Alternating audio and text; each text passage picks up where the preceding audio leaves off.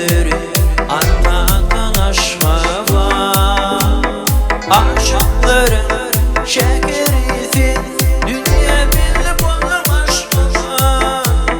Seni aşkın men hem gençegin, gönül şekerimdin aşkına. Gecenin sen oldun, gönül şeker aşkına.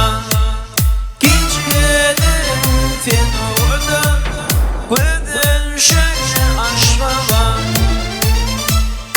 Çeşmeli bağlar, kendini dağlarım, zannedin aşkına.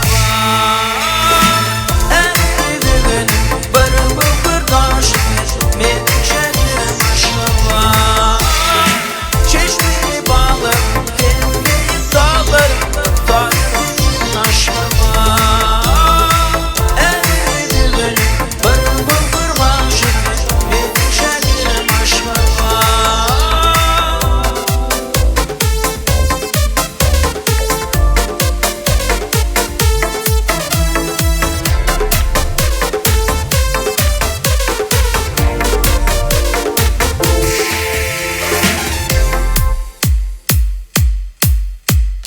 Atlardan atlara geçip bakırdın senin yolun. Bütün dünya şehirlerinde büyük boldun senin ana. Aşıkların şehirisin, dünya bilip oldum aşkına. Seni aşığın men hem gençegin, gönül şekerimdin aşkına.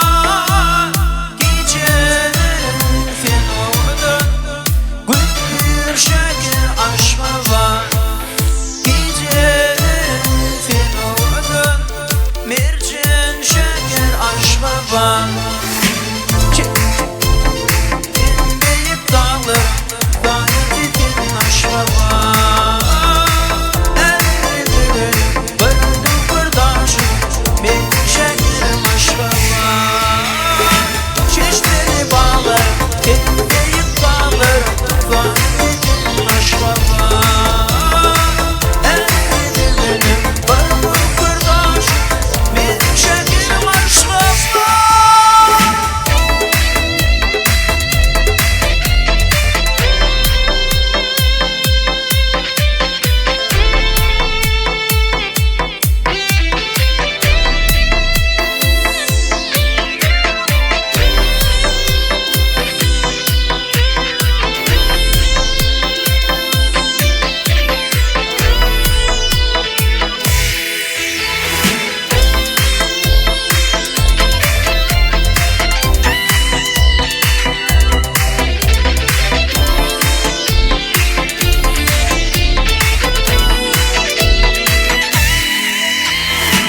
Bağırdıkça